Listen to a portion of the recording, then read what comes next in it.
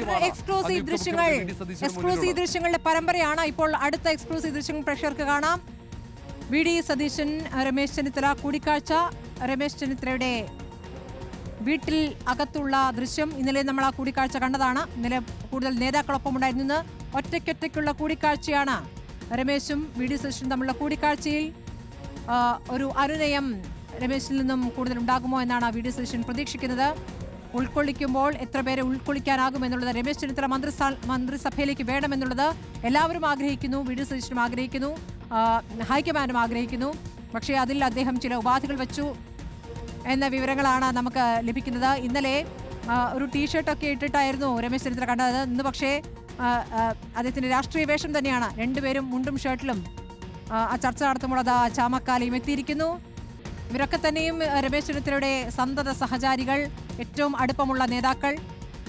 ചിരിച്ചുകൊണ്ടുള്ള ദൃശ്യം അത് അബിൻ വർക്കിയെ കാണുന്നുണ്ട്. അബിൻ വർക്കി അവിടെ ഉണ്ട്. നേതാക്കൾ ചിരിച്ചുകൊണ്ടുള്ള ദൃശ്യങ്ങൾ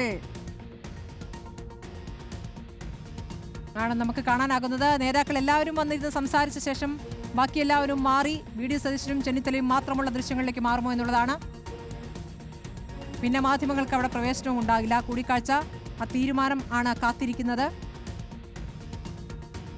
റിപ്പോർട്ടറിൽ എക്സ്ക്ലൂസീവ് വിഷ്വൽസ് ആണ് പ്രേക്ഷകർ കണ്ടുകൊണ്ടിരിക്കുന്നത്. Exclusive visuals. ഇന്നത്തെ ഏറ്റവും പ്രധാനപ്പെട്ട ചർച്ചയാണ് ഇത് എന്നുകൂടി ഓർക്കണം.